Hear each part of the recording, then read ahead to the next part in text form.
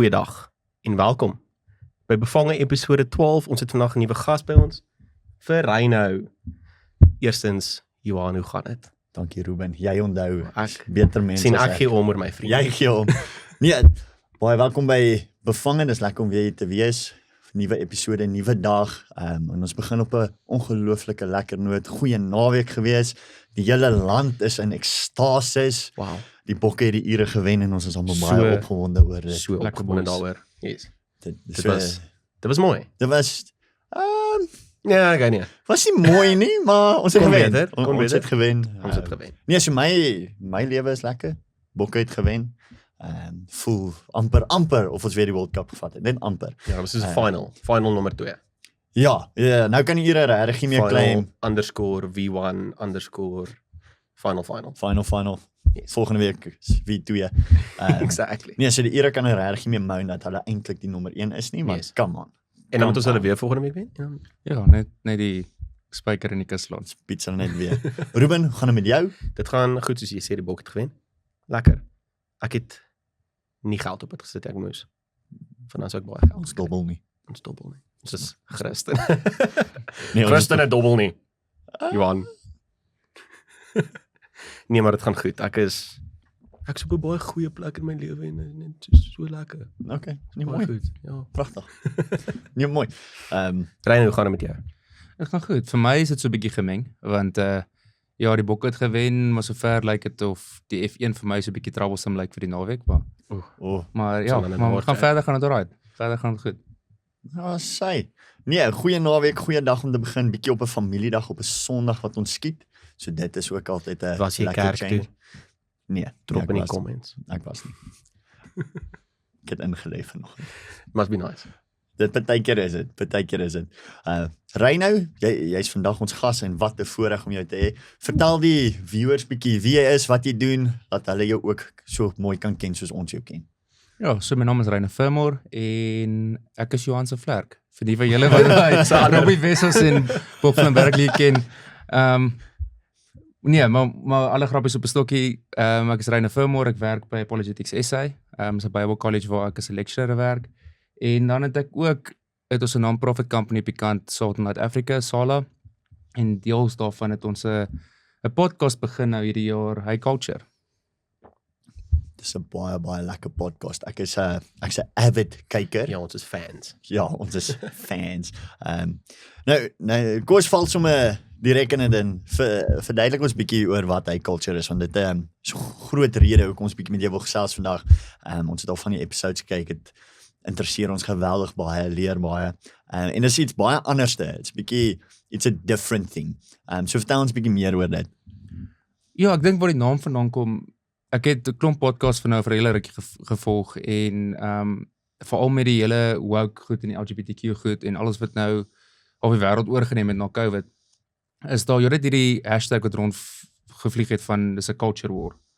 En dit is heeltyd hierdie links versus regs ding en ek het toe deur gedink en baie van wat ek geswat het en so met apologetics en met filosofie en met teologie, het ek besef, maar daar's 'n klomp goed wat jou kultuur en jou wêreldbeskouing beïnvloed, maar jy's nie noodwendig bewus daarvan nie. Jy tree half, jy leef dit uit, maar jy weet nie noodwendig jy leef dit uit nie. Ja. So dis waar dit begin het.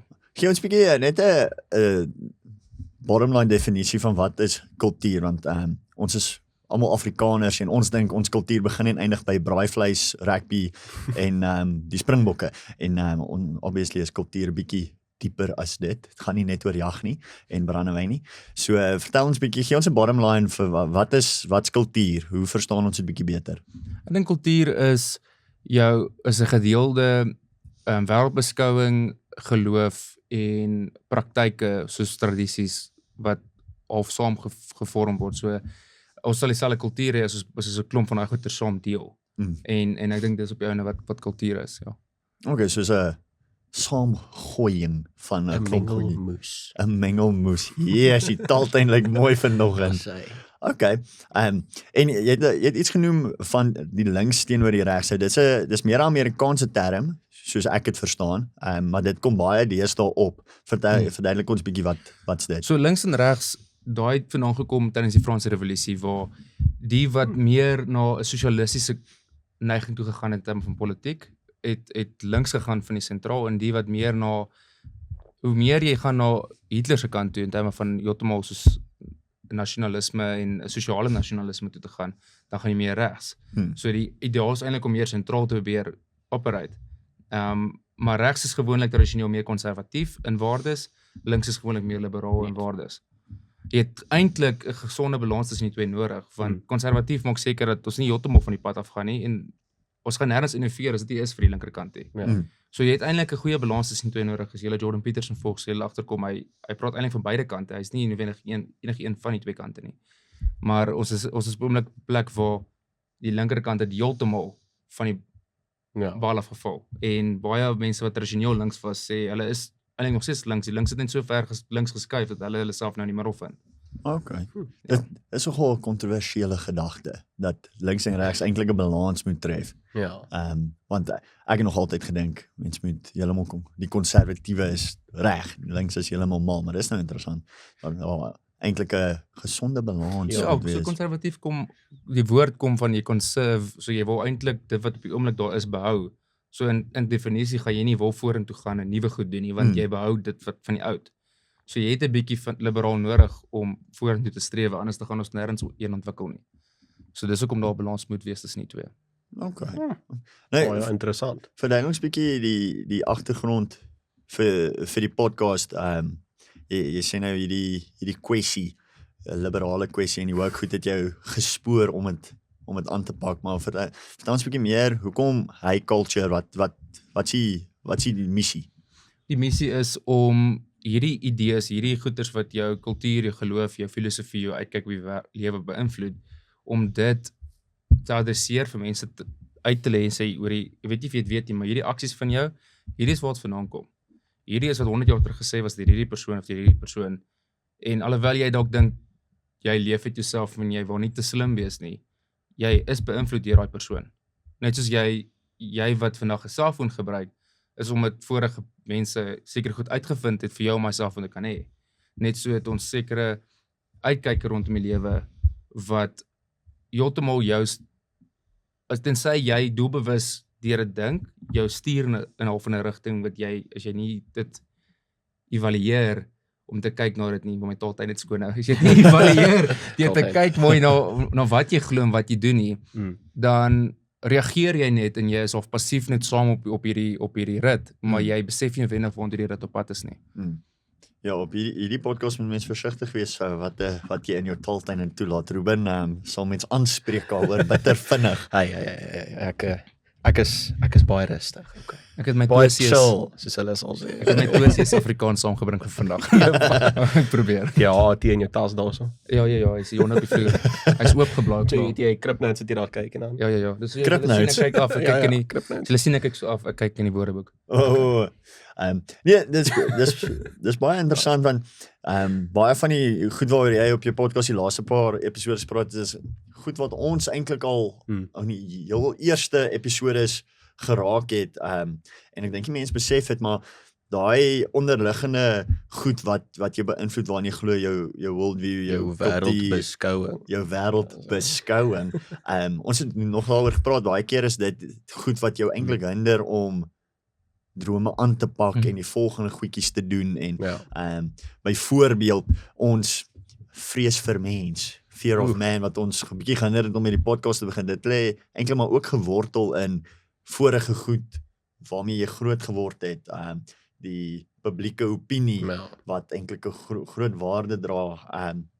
Nou, as jy nou moet vir ons opsom bymekaar maak oor wat sê nou maar as die top elemente, daai faktore, daai onderliggende faktore wat eintlik jou hele wêreldbeskouing beïnvloed. Wat sou dit wees en hoekom beïnvloed dit ons so sterk? Daar is 'n sêding wat sê dat politiek, ek gaan dit in Engels sê. Dis okay, sal jy vergewe. The politics is downstream from the culture. En daai culture word gevorm op skool en universiteit. So baie van die goed wat ons nou vandag sien gebeur, soos byvoorbeeld hier het ons nou gepraat oor hierdie hyperlinks wat ons nou het met die hele woke movement waar almal gekanselleer word, waar klimaatsverandering gepolitiseer word, is nou skielik soos die renkse krisis, maar dit kom al vir 'n rukkie lank stadig aan deur die universiteit deur die tyd. Ek en jy het daar gepraat net voor ons begin het oor hoe postmodernism 'n ding is wat jy in universiteit heeltym moes geleer het en hoe dit 'n maklike essay was wat jy 'n lekker essay was wat jy kon geskryf het. Sorry, weg by mic af. So die punt is dat al hierdie goeters het so stadig maar seker ingekruip want mense het dit nie wenig geweet wat dit is of het nie dit in die tyd wat dit nog in sy infancy was aangespreek. Mense was nie waaksaam daarvoor en nee, was nie. En nou is die bom gebars en nou wil almal die stukke optel en die bom weer mekaar sit en almal almal vertel hoe verkeerd hulle is want hulle het nou al hierdie goed paradigms gemaak nou. Ek het 'n aanhaling gehoor en verskoon die Engels Ruben. Ek dink ons kan maar Engels praat, Johan.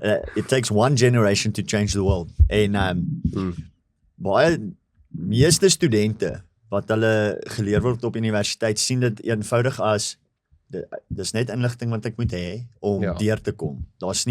Dis asof dit wat ek op universiteit leer is apart van wat my waardes en my groot word is. Dis crazy want ek ken eerste jaar, mense wat saam my eerste jaar was wat nou like way different mense is as gevolg van like al hierdie goed wat geleer word. Wat hulle net kan met 'n heeltemal van 'n 180 switch gemaak het en dis baie vreemd. Ja, ek wat bedryfskunde swat, ons swat goed op wat amper niks met die veld te doen het nie, maar is baie teenwoordig binne die politiek, binne een of ander agenda te stoot. By 'n simpel voorbeeld, byvoorbeeld ons sal 'n case study kry waarop jy nou moet jou taak doen of so, maar dan is al die karakters betrokke in die verskriklike links movement, die woke of hierdie of daai en dit. En dit syfer so oral in.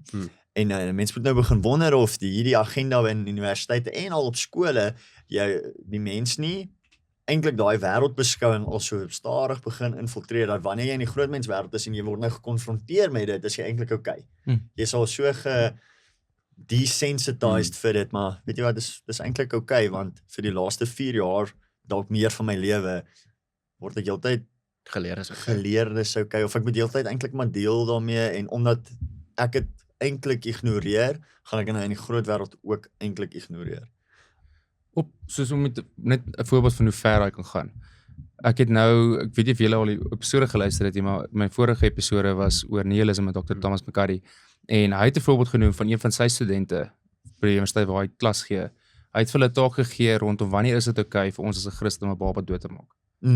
En dis die essay wat hulle beskryf, en hulle uitgegaan, die een ou het toe Pieter Singer se werk afgekom, dis 'n baie bekende ateïstiese wetenskaplike, en die ou argumenteer dat jy tot en met 2 jaar oud 'n kind kan doodmaak. En toe vat hierdie ou wat swat om pastoor te word, vat nou Pieter Singer se werk, en hy skryf 'n essay waar hy nie net argumenteer dat dit okay is om 2 jaar nie, maar dat jou plig as 'n Christen 'n liefdevolle daad is om 'n kind dood te maak tot en met die ouderdom van 2, afhangende van wat sy lewensomstandighede gaan wees. Yes, so dis die waartoe dit gaan. Jy kom op 'n plek waar moord gedesensitized word, waar jy nie eens meer regtig kan sê wanneer my vraag is, wanneer gaan dit okay raak vir ons om ou mense net dood te maak?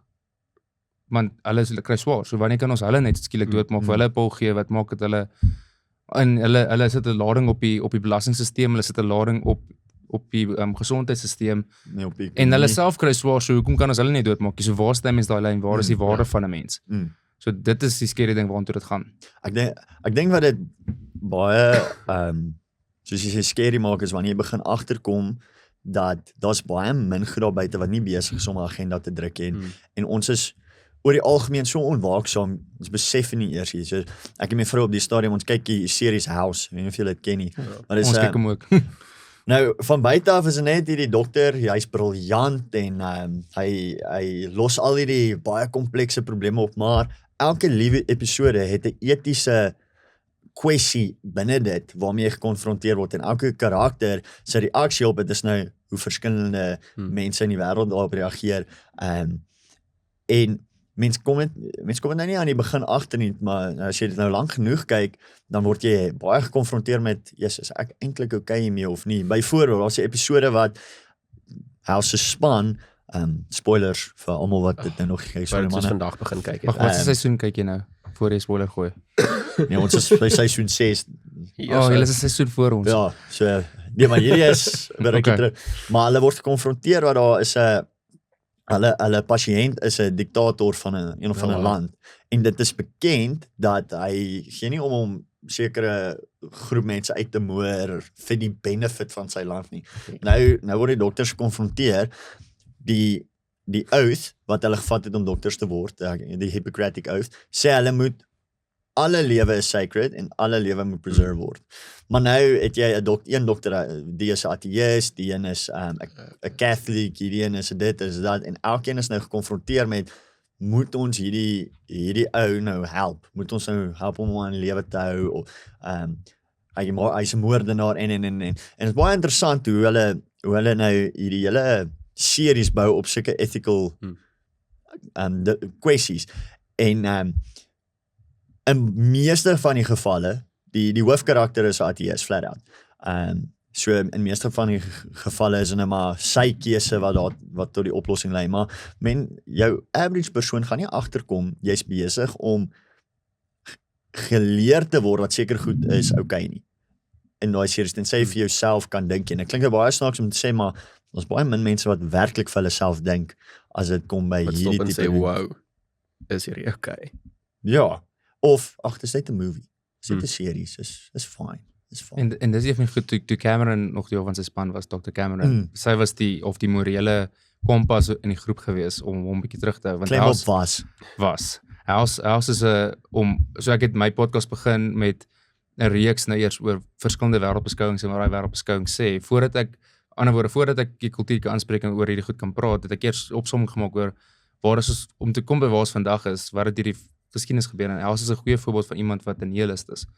En hy niks maak van saak nie en hy's ook 'n pragmatis en dit beteken dat sy teorie van hoe weet jy iets is waar is as dit werk.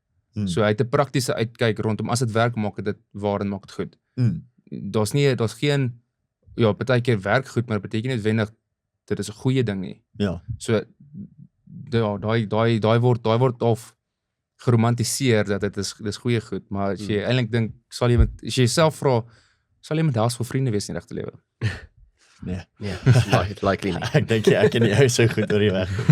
Maar sy interessant, jy noem nou nihilism, maar nou dis 'n tipe wêreldbeskouing as ek dit reg verstaan en soos wat ek dit verstaan is daar baie Daar's verskillendes.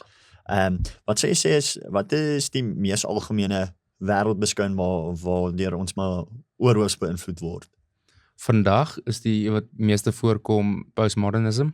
En as dit eintlik al beplek wat ons praat van God postmodernism. ja, so postmodernism is modernism was die tyd van die Enlightenment wanneer 'n rede regtig beklemtoon was en om te reason vir iets. So alles moet kognitief sin maak vir dit om waar te wees. So postmodernism beteken ons is verby dit dat ons nou op 'n pursuit is vir truth. Yes. Dit is nou daar is nie 'n ding soos waarheid nie. Maar die ding is as jy logika verstaan, jy kan nie sê daar is nie iets soos waarheid nie, want jy maak 'n objektiewe waarheidstelling om te sê daar's nie iets soos 'n objektiewe waarheidstelling nie. Jy contradict jouself, ja. Is dit waar dit vandaan kom dat as dit vir my waar is dit goed genoeg? Ja, Yes, dis daai ding van speak your truth. So elke ou het sy eie waarheid, elke ou se opinie maak saak, elke ou se emosies maak saak. Maar die ou wat dit sê, maak 'n waarheidstelling waarby wat hy oor jou ook sê. Ja.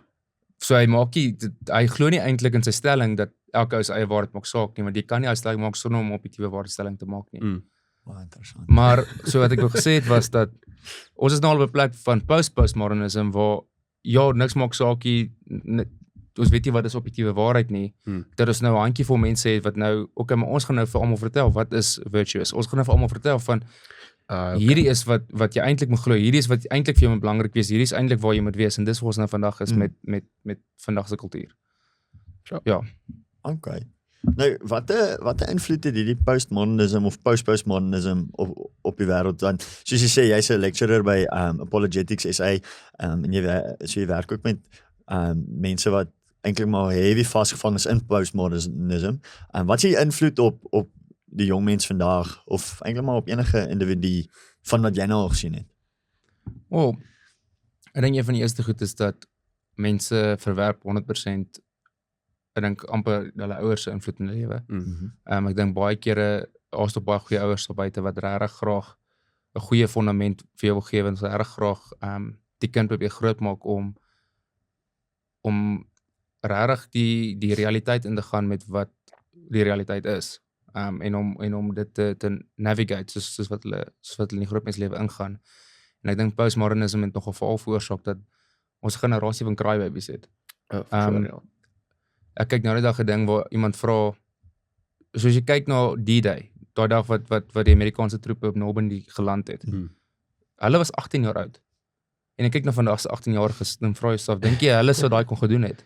Ja. Hulle sou taaf genoeg gewees het om terwyl die Duitsers op hulle skiet, terwyl die Nazis op hulle skiet, nog steeds op die strand te kom en te probeer op pad na die berg toe. En daai toughness, ons praat nou nie van fisies capable wees nie. Maar dis Dis- mental toughness. Ja, is 'n mentality. So ja, ons het 'n generasie van entitled brats nou. En ek is deel van 'n generasie en ek moet myself baie kere moet ek myself oor die vingers stik en deur dink oor, maar hoekom dink ek so? Niemand hoef my enigiets te gee nie. Niemand skuld my niks nie. Maar hoekom is ek op 'n plek waar ek voel mense skuld my, want in die hele postmodernist framework kom Marxism ook in. En dit gee jou, en Karl Marx het hierdie idee geskep dat daar's 'n oppressed category en daar's 'n oppressor category en almal probeer die grootste victim wees. Want dan skuld jy, dis amper asof dit 'n badge of honor is as jy die grootste victim is. En almal skuld jou. En ongelukkig net vir julle, ons drie wat om die tafel sit, ons is almal Afrikaans, ons is Christene, ons is stryd en ons is mans. So ons is die grootste moontlike oppressors daar buite. Ja, ons is the oppressor. Ja. So dit is ongelukkig waar ons is. En die ironie is, ons al drie podcast begin om ware stellings te maak, maar die kultuur van die dag wil eintlik sê, maar ons mag niks sê nie. Ja. So dis interessant. Ons waarheid maak nie saak nie.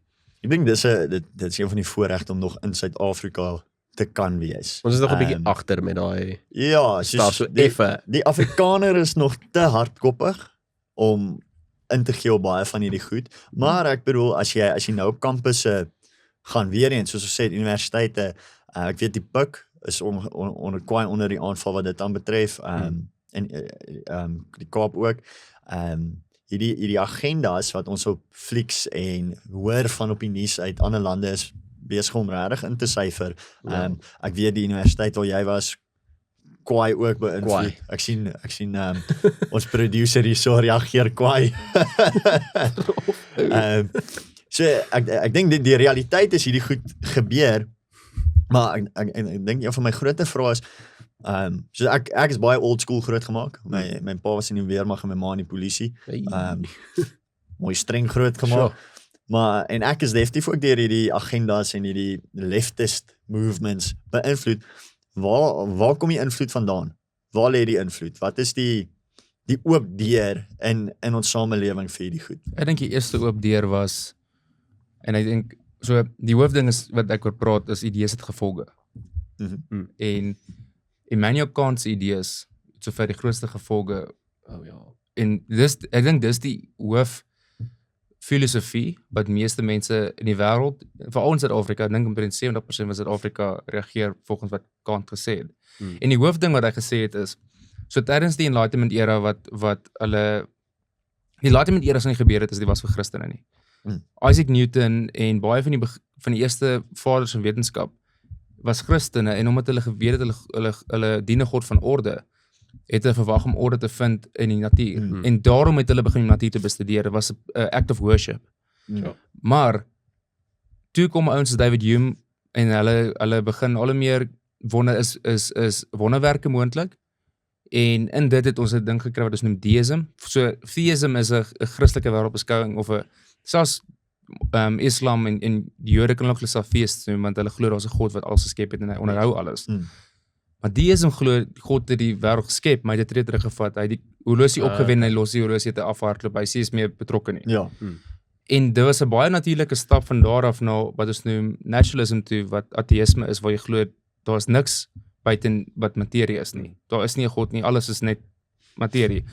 En Immanuel Kant se rol in dit was, hy het begin om goeders in kategorieë te sit. Almal se lewens was geïntegreer, die manier die gedink het oor lewe was geïntegreer. Jy het nou genoem oor verskillende velde, maar eintlik jou brein werk van so hard dat alles is geïntegreerd. Jou lewe is 'n geïntegreerde lewe. Jou godsdiens en jou werk en alles is nie eintlik veronderstel om, daar's nie 'n kleurlyn tussenin nie, maar Immanuel Kant het gekom en hy het gesê, as hierdie kleurlyn tussen wat geloof is en 'n kleurlyn tussen wat ons kan weet. So hy het probeer sê dat jy kan glo wat jy glo en dit speel nie 'n rol wat jy glo rondom wat die waarheid is van die wêreld in terme van wetenskap nie, en jy kan glo wat jy glo in terme van wat die waarheid van die wêreld in wetenskap en wat jou kennis is, en jy moet net blindelings glo aan die geloofkant. En omdat ons blindelings glo aan die geloofkant, het dus waar mense nou op 'n plek is waar hulle glo nog steeds, hulle noem self Christene, hulle gaan kerk toe, maar hulle dink hulle moet blindelings het glo dat God is daar, of en dat Jesus hulle gered het. Maar die Bybel praat nie van blindelings geloof nie. Ja. Die Bybel praat van blindelings geloof in terme van vertrou. As God vir jou gesê het, vertrou my op hierdie, dat jy in geloof stap daarmee. Maar die Bybel praat, as hulle praat van God se bestaan, praat dit van die kennis van God se bestaan. En in die natuur is daar baie kennis, maar omdat ons op hierdie plek gekom het met daai skeiding, is dit so of daar's 'n oorlog tussen wetenskap en Christendom, maar dis nie veronderstel om te wees nie. Ja. Wetenskap sou nie bestaan as dit nie was vir Christendom nie. Ja. So daar moet eintlik alweer, en as gevolg van dit, dink ek het die deur oopgemaak, dat jy kan nog steeds 'n Christen wees en wat ook al die wêreld vir jou gee net vat sonder om dit bevraagteken. Ek dink baie van dit kom neer op elke individu is eintlik soekend na waarheid. Ja. Of om sin te maak van die omstandighede waarin hulle self bevind en waarin hulle is, en die wêreld beskou net daar buite gee antwoorde. Nie almal is dieselfde uitweg op die antwoord nie, maar is tog 'n antwoord op elkeen. Ek bedoel, ek dink vandag een van die grootste invloede is maar wat ons op social media sien, en die ouens wat die meeste traction kry of die meeste views kry, so is ouens wat antwoorde bied op probleme wat ons almal het, probleme soos identiteit en wat maak ek saak, het ek 'n rol in hierdie groter prentjie wat ons die wêreld noem of lewe noem, en op hierdie soeke na waarheid het die postmodernisme ding geraak van, maar jou waarheid is jou antwoord. En ek dink nou dat ons op 'n plek is waar nee, jou waarheid is jou antwoord, is er nogal 'n groot dilemma in die sin van, okay, maar nou verskil ons waarhede. Wie se waarheid is eintlik die regte waarheid? Yes, hoe moet 'n samelewing saam function vorentoe bou? Ons elkeen het ons eie opinie en ons eie waarheid. En nou kom jy by 'n vraag, maar is daar dan een waarheid, die ultimate truth? Die eerste vraag is, wat is waarheid? Exactly. Wat sê jy is waarheid? Waarheid is Vertel ons, Reine. Waarheid is dit wat korrespondeer met realiteit. Ja. En realiteit is dit wat is. So, as jou gunsteling kleur blou is, dit is 'n subjektief in die sin van almal het dieselfde gunsteling kleur nie. Maar dit is objektiewe waarheid dat Johan se gunsteling kleur is blou. Dis objektiewe waarheid dat my gunsteling kleur is wit. Verstaan? Yes. Objektief beteken dit is oorkoepelend, dis buite jouself te sien, dis nie net, want wat moraliteit byvoorbeeld, as almal dieselfde etiese kodes volg sonder dat hulle dieselfde wetboele het, sonder dat iemand fisiese wet gaan skryf het, dan en almal volg dieselfde ding, moet daar iets buite hulle self wees, buite elke kultuur wees wat daai aan mekaar bind. En dis wat dit objektief maak. En objektiewe waarheid, so die vraag gaan dan wees, wie se waarheid is die regte waarheid? Wie se waarheid korrespondeer met realiteit? Ek dink dit kom terug op, soos jy gesê het, van daai wêreldbeskouings. As jy 'n wêreldbeskouing het dat daar is 'n groter entity daar buite wat geskep het, dan moet daai entiteit die reg hê om waarheid te kom neerlê. Want hy het geskep. As ek hierdie tafel bou en ek besluit dat die doel van hierdie tafel is om 'n eetkamertafel te wees. Dit was sy oorspronklike intent. Jy kan dit gebruik vir iets anders, maar jy gaan nooit die volheid uit die tafel kry nie, want hy was bedoel om 'n eetkamertafel te wees. So ek dink, as jy 'n wêreldbeskouing van, soos jy genoem het, theism en deism het, wat jy glo daar was 'n skepper, dan moet jy so intoe gaan om waarheid te kry, maar as jy na een toe gaan van naturalism, wie het dan die autoriteit of die expertise om te kan besluit wat waarheid is? En dan beteken dit ons los daar die kwessie van wat is waarheid in mense se hande, in ons hande, en dit lyk vir my groot konflikpotensiaal. Die probleem is, disaster. in naturalism, as jy God wegvat, as 'n iets wat buite wat die fondasie vir waarheid is, en iets wat buite wat die fondasie vir betekenis en vir kennis is, dan, en jy vat naturalism syfer vir wat hulle sê, naturalism sê, dat jou gedagtes, dit wat jy sê, dit wat jy doen, is alles molekules wat van mekaar af 'n chemiese reaksie het. So eintlik kan daai persoon wat dit sê, nie eintlik sy eie rede en sy eie goed wat hy sê vertrou nie, want hy is half predetermined om dit te sê, want dit is die chemiese reaksies binne sy lyf. En as daar 'n chemiese dysfunction in jou kop is, dan word jy vrygespreek van enige Van alles. iets wat jy sê, want jy's Maar siek. niemand kan sê dat dit wat hulle sê is die waarheid nie, Ja. want dis alles net chemiese reaksies is. Wie se chemiese reaksie vertrou ons? So dit maak die mens baie 2D. Ja. Jy het 'n binne en 'n buite. Al wat ek hoor is dat like al hierdie worldies net met mekaar like konflikt. Ja, En dit almal kontradik mekaar en al glo ons in dieselfde ding, sal ons steeds nie ooreenstem nie. want hulle verwerp ook logika. Exactly. In moderne filosofie verwerp logika, want klassieke filosofie met Aristotle, Plato, Socrates, het ons wette van so een van die hoofgoed wat ons sien met die woke movement is hulle verwerp wiskunde en hulle sê dis 'n rassistiese ding wat is want is gekonstrukt deur die wit mens, né? Yes. Maar dieselfde manier kyk hulle na logika asof ons dit invent het. Maar is nie invent nie, dis ontdek. Dis soos die wette van die natuur, soos die laws of physics. Dis nie dat Isaac Newton het besluit dis so gravitasie moet werk, hierdie moet werk, hierdie moet werk nie. Hy het gekyk en wat gebeur in die realiteit en dit wat hy gesien het gebeur, het hy net in woorde omgesit dat dit is hoe die realiteit werk. In dieselfde manier is daar wette en logika rondom contradictions rondom goed. Dit is net hoe waarheid werk. Dit is nie iets wat hy uitgedink het nie, dis iets wat hy geobserve het en dit is hoe die realiteit funksioneer. Hoekom ek dink jy sê dis belangrik dat ons as individue 'n verstaan het van wat ons glo en van waar dit kom. Maak dit saak dat my wêreldbeskouing A, B en C is. Is dit belangrik vir my om te weet of is dit een van daai goed van dis jou wêreldbeskouing en soos jou persoonlikheid. Dis hoe jy is.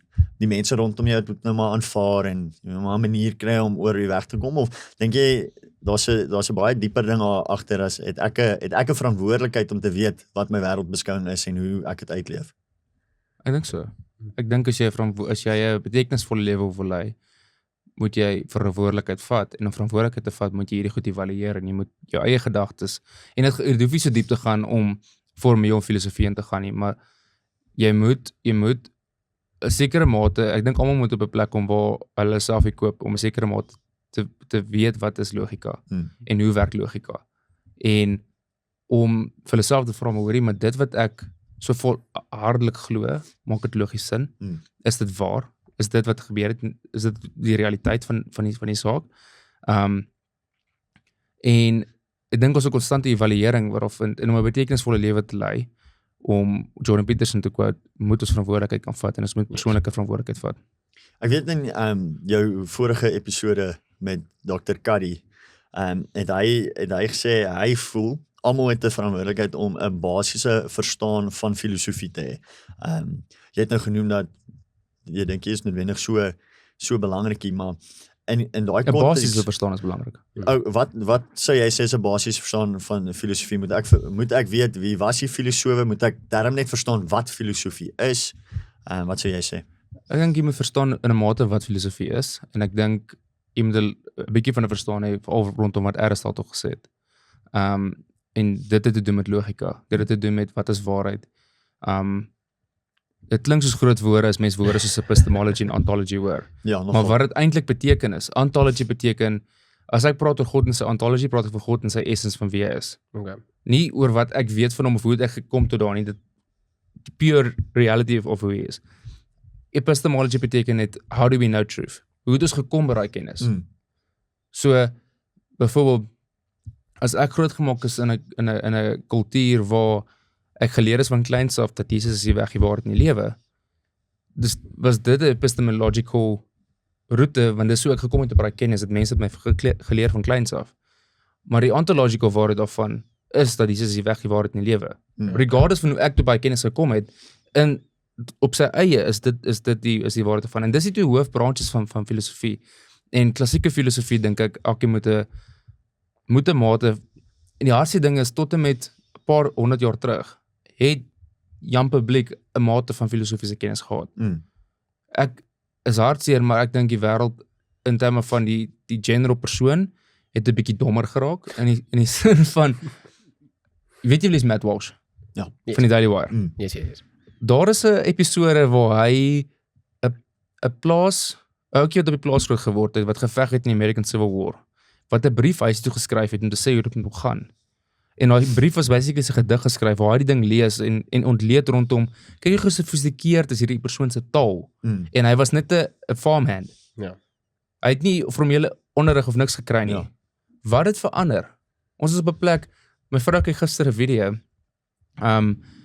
waar hierdie 8-jarige kind vir een verduidelik wat is Gen Alpha se slang. Gen Alpha se Ja, slang. soos Riz en Awesome Sauce en Jo. wat is 'n Giga Chat en daai goeters. Ja. As jy luister na die ouetjie, hy sukkel om een sin te sê waar daar 3 normale woorde in die sin is. Al die ander goeters is basically constructed woorde van vandag se generasie wat zero sin maak. En ek dink in terme van en dis iets wat ek dink die skuld van postmodernism en veral Marxism is dat daar's 'n verarming wat plaasvind in die persoon in die publiek se kennis. Ja. En knowledge is power. En as jy dit toelaat, dan laat dit toe dat regerings en groter organisasies hulle boundaries kan overstep. Jou kan beheer en jou vryheid wegneem want jy weet nie van beter nie. Ja. Maar dis soos ons praat het op die vorige episode as ons praat oor mental conditioning. Dit is almal weet wat dit is om jou liggaam te oefen en die regte kos te gee dat jy nou goed lyk en so, maar ek dink ons is 'n lewende generasie wat ons werk nie ons brein nie. En dis nie ons praat nie van boekslim nie. Ek hoef nie kennis te dra oor 1000 goed nie. Dit is soos jy sê daai vermoë om logika te kan raak sien en te kan ontleed en 1 + 1 maak 2 te kan sien. Want nou is ons okay as iemand vir my sê 1 + 1 is 6. Dis presies wat dit is. Dis op social media en daai persoon na wie ek opkyk sê dit moet die waarheid wees. Daar sê ons het die vermoë verleer om krities na lewe te kan kyk en nie negatief hier. Dis hier ons praat nie van pessimisme nie. Ons praat van krities. As jy vir my sê die lig is blou, dan om dit te ontleed, okay? Hoekom sê dit? Wat is die evidence vir dit? En ons doen dit nie. Ons doen dit nie in ons verhoudinge nie, ons doen dit nie in ons werksplekkie. Ons vat alles net vir face value.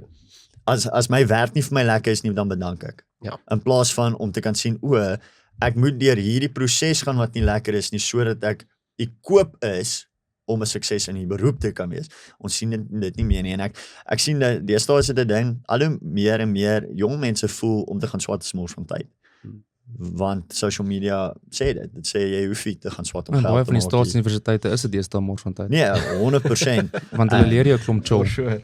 Maar een ding is wat dit wel doen is dit leer jou hard werk. Yes. Dis waar. Want jy kan sê wat jy wil of hulle jou nou inligting gewys dit 'n klomp nonsens is, jy moet steeds hard werk en dit is iets wat ek dink saam met postmodernism kom en al hierdie nuwe worldviews is jy kan oornag sukses wees. Enigiemand het die vermoë om 'n videoetjie viral te te gaan. maar ja, om viral Julle te gaan. die gepraat in daai Hawk 2 girl Oh my wat word. viral gegaan het. Die wie? Terrible. Dit is so daar's 'n girl wat 'n onderhoud gedoen het. Hup toe. Ken jy dit nie? Nee, ek Daai- ken dit. okay, Oh wel. wow. Ek Sal is ek klip en gespaar. sit something. Ja, is Maar gespaar. sy het nou viral gegaan vir like hierdie ding wat sy gesê het en nou sy het soos LA toe getrek, sy het 'n manager gehire. Sy het 'n show gepitch on someone net omdat sy viral gegaan het vir een. Sy was eendag Ding. dronk buite Ja. op die straat saam met haar vriendin. Iemand het mense op die straat geïnterview. Toe vra hy net vir haar, hoe kom jy oor 'n break-up en hy vra toe vir haar goed rondom wat is goed wat werk seksueel in die slaapkamer saam met 'n stranger. En dis Ja. hy het haar net geïnterview en sy het viral gegaan. Een cool ding van dit is sy was wat funny is, sy sê het heteroseksuele vrou het Pride Month voorgeneem in terme van viral gegaan. Ah, nice. That's funny. Ek dink 'n laaste vraag van my kant af. Dink jy jou wêreldbeskouing en dit wat jy daai onderliggende goed wat jy glo maak jou objektief vir die wêreld? Vir hoe as jy gekonfronteer word met probleme in die werkplek of in verhoudings of net hierdie goed wat in die nuus rondgaan, is jy regtig objektief? Is daar iets soos objektiwiteit omdat ons so beïnvloed word deur wêreldbeskouings? Ek soos ons sê, as 'n straight white male, is ek kan ek enigstens objektief regtig wees teenoor die woke movement. Ja, want jy kan, solank as wat jy die moeite doen en die verantwoordelikheid neem en evalueer wat jy sê en die ander ding is ook, is jou opinie en dit wat jy sê, jy dit verband korrespondeer met die realiteit.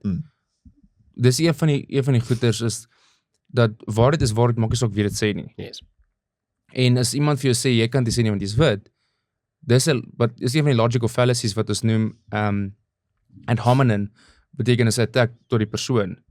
En die persoon val jou aan, maar dit discredit nie. Jy kan iemand wees wat rondslaap en kokain snyf elke aand, maar as jy nog steeds iets wil sê wat waar is, dit bly waar. Regardless van wie jy is.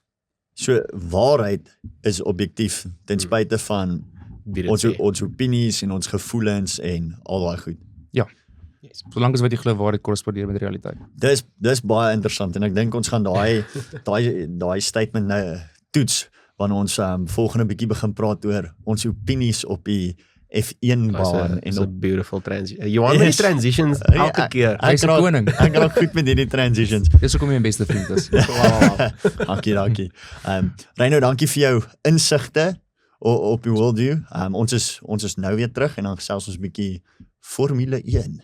Vandag se episode van Bevange is trots geborg en moontlik gemaak deur ons vriende by Amok Studios. Hulle is die eerste podcast studio in Centurion. En as jy soos ons al gewonder het en gedink het, hey, ek wil 'n podcast begin, nou kan jy. Ons pelle hier so by Amok Studios doen alles en meer om jou podcast aan die gang te kry, of jy nou twee vriende is soos ons wat net kom sit en net praat oor 'n klomp staf, en of jy nou saam dokter is wat jou expertise wil kom flex, Amok Studios het jou. So vir al jou podcast behoeftes, gaan na Amok Studios op Instagram @amok_studios, dis Amok AMOC, en vind meer uit. Alright, daar sê, vandag se F1 segment is baie interessant. Trots geborg deur Amok Studios. En nie of hulle ons F1 borg nie, maar soos altyd, Amok maak alles moontlik hierso. So vandag se F1 inset is baie interessant, want daar's 3 wêreldbeskouinge wat bots vandag. Ons het 'n Leclerc fan, ons het 'n Norris fan, en ons het 'n Verstappen fan. Max fan van all dies. Justify gaan ons self. Stop. Ja, Moenie begin nie. Nee, moenie begin nie. Nee, ons word regtig bederf met Formule 1 hierdie laaste 2 weke met 'n dubbel Grand Prix weekend. Ek dink Austria.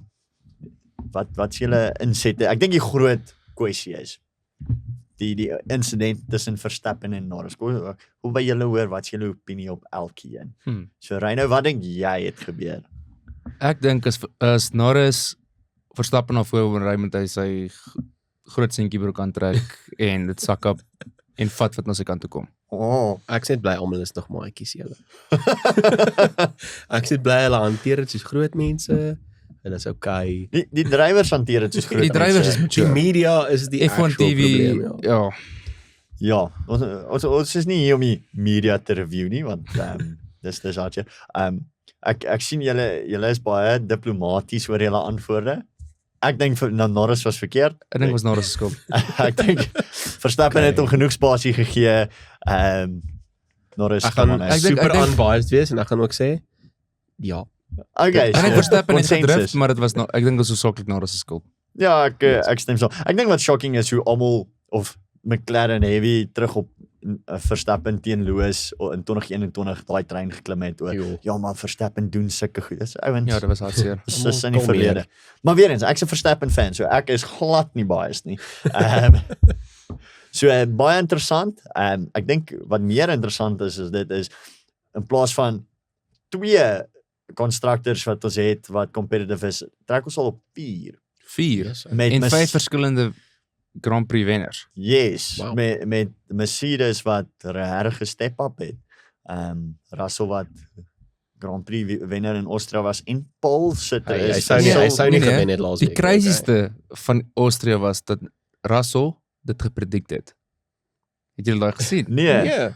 Russell se interview net na die sprintreis op grond van Norris en Verstappen wat jy dit so geliefvraag het En Russell was toe ook derde plek. Toe sê Russell na die sprintrace, hy gaan net geduldig wees en hy gaan die scraps vat sodra daai twee aanjaag.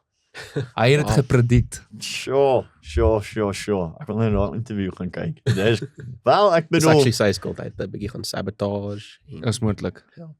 ek dink, ja, imagine, Onmin gaan saai. Is jy die conspiracy theorist van hierdie podcast? Dalk 'n bietjie. Okay.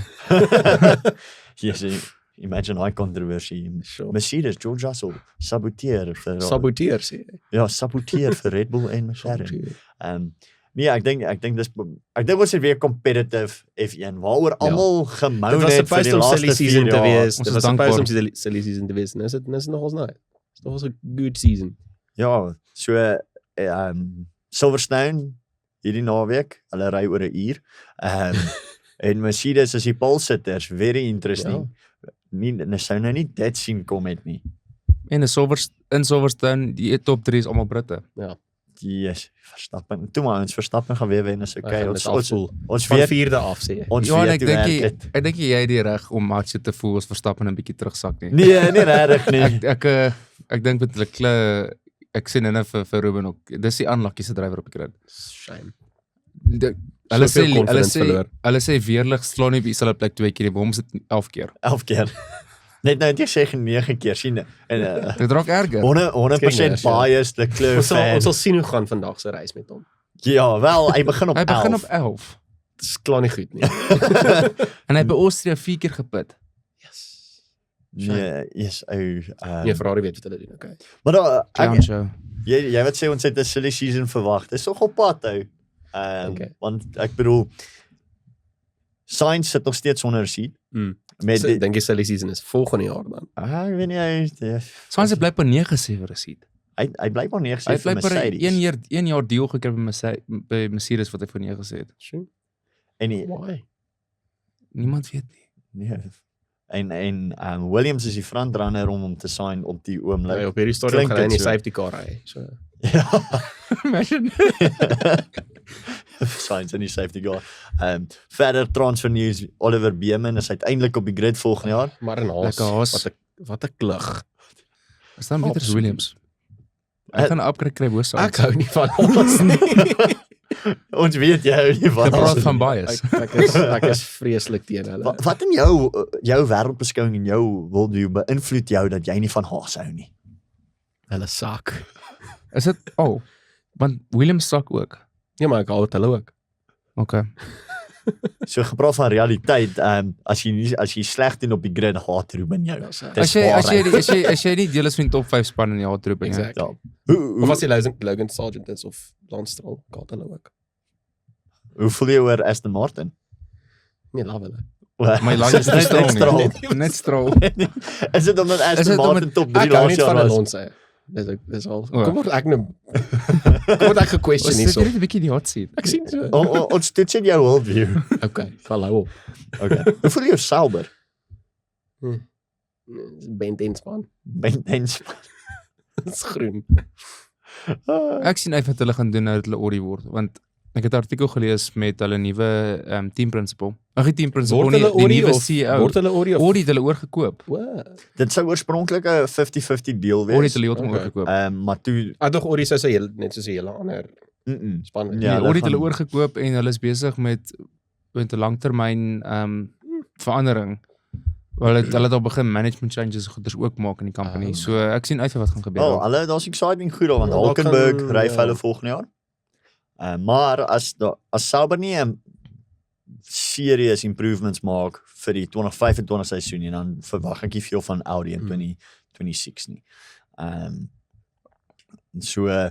Nee, ek dink die seisoens nou halfpad. Ek dink daar gaan nog 'n paar interessante Dis net gebeur. half, jy sien. Ek dink dink julle as jy 'n nuwe kontrak hierdie jaar sign, kan 'n span dit nog change en jou fire voor die seisoen verby is? Kan Ferrari vir Hamilton fire. Hy ry nog nie vir hulle nie. Nee, nog change vir volgende jaar. Hoe bedoel jy mid-season change om Nee, nou al 'n nuwe drywer in te Nie bring? mid-season Hulle nie. het al. Hulle hulle het het al al gedoen, gedoen. hulle het laas jaar gedoen. Maar sê nou net jy het onlangs jou kontrak hernie by 'n span. Kan hulle dit nog Wat reverse? jy van Perez. Ek doen. Ek doen proper Wil jy vir Perez. Sainz in 'n Red Bull sien? Ek wil enigiemand anders in 'n Red Bull sien op die oomblik. Ou Perez spring 19de weg vandag. Want hy Nee, maar trust. Ek het nie minder of meer verwag nie. ou, wat doen hy? Hoekom is hy nog daar? En ek's 'n Perez fan, maar Dit is hè. als oor die kar. ou. Was die Red Bull die Die probleem. Red Bull is die probleem. Is die Red Bull die probleem? Nou kon ons Verstappen jou eerste. In die grap. standings. Jy weet daar's nie 'n groter gap tussen jou nommer 1 en 2 drywer as in Red Bull verder op die grid nie. Dis crazy. Dit is En scary. dit sê vir jou daar's 'n probleem. Want hoe kan jy een wen? Jou een kar is op die podium en jou ander een kom nie uit Q1 nie. Die enigste rede hoekom Perez laas jaar tweede geëindig het in die standings was omdat die Red Bull soveel vinniger as die res was laas Ja. jaar. En Dit was laas jaar net crazy. en hy het dit amper verloor in die tweede helfte van die seisoen. Ja. Nee, ek dink om hierdie segment af te sluit.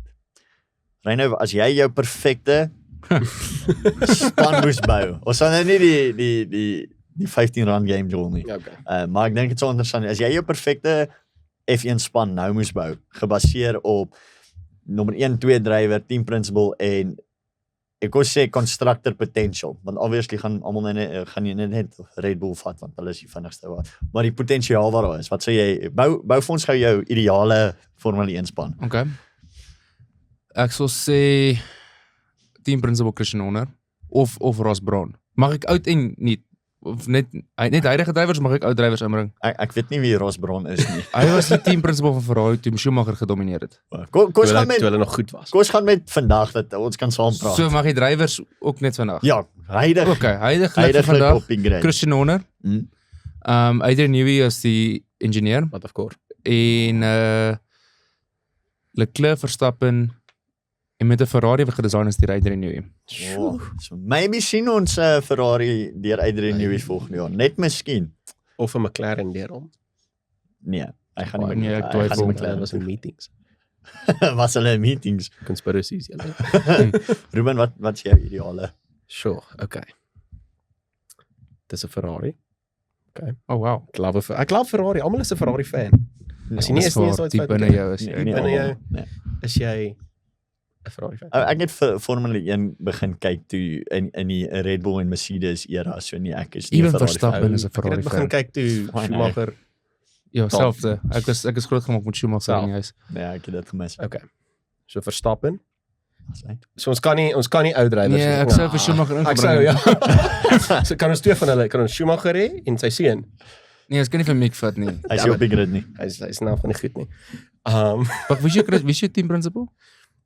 Rassie Erasmus. Lekker. Dr. Rassie. Dr. Rassie. Dr. Rassie. Ek allow it. Okay.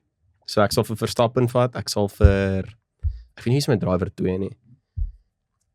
Ek dink hy's 'n Alonso. Norris fan. Ek's 'n fan, ek sien nie hy is noodwendig like ek hou van hom. Alonso is 'n goeie keuse. Mm. In 'n Red of in 'n goeie In Ferrari. 'n goeie Ferrari. So ek vir Alonso, ek sit vir Verstappen en dan wen ek 'n constructors. Johan. Dink jy sou 'n constructor in 'n Ferrari wen nie. Hy. Sure. Obviously Verstappen. Ek dink hy is die beste drywer op die grid. In die Red Bull. Laas jaar se Red Bull. Ja, laas jaar se Red Bull. Sure. My tweede drywer Danny Ricciardo. Wat? Ja, Why? Daniel Ricciardo. In sy prime. Ek dink as jy hom nou in 'n Red Bull sit sal hy top 5 kry. Okay. Sure. Kontroversiële Ek opinie dink van hy die sal- dag. Dis Dink hy sal vir Perez help perform. Ek Nee, dink top, beslis. ek dink top 5 in die Red Bull. So Verstappen, Danny Ric nou, want toe hulle partners was hulle nie gejel nie. En ek dink ons kan vir Christian Horner daai all Red Bull span. Oh wow. Wow. Ek sien baie is nie. Jy wil net 'n paar jaar terug gaan, dis eintlik wat jy wil doen. Baie terug met 'n meer moderne kar Yes. Met 'n meer mature Danny Ricciardo, ja. Wow. en meer met hom Verstappen. Yes. Ouens, Okay. kom, Christian Horner, doen dit. Doen dit. Sit hom in, coward. Nog 3 constructor champions. Awesome. Ja, Dit is altyd. Hoor jy maar Schumacher Michael Schumacher Verstappen sou nog 'n goeie pairing wees. Ek dink so. Schumacher speel nie mooi saam met spanmaats jou en Verstappen ook nie. So I don't know, Perfect. Sit hulle saam. crash mekaar uit. So Dit is al die tyd wat ons het vandag, julle. Ongelukkig. ag, Sorry, maar Johan. ek wil nog so baie Ek praat. weet. Ons is al op amper 'n uur. Ja nee, kom ons eindig. Waar kry ons jou op sosiale media? Kry my op Instagram, Johan Holtzapfel. Ek gaan dit nie weer uitspel net die tyd moet julle weet. Ruben, waar kry ons jou op social media? @Ruben_VV_film. Sien jou daar. Hy hou net van sê underscore, dis kom ons uit. Dit is nice. Dit vloei mooi. Ek neem maar niks volgende. Jy is volgende. Dassie_RF12 op Instagram en High Culture op YouTube, Apple, Spotify en op TikTok. Wow. Is jy op TikTok? Yes, Interesting.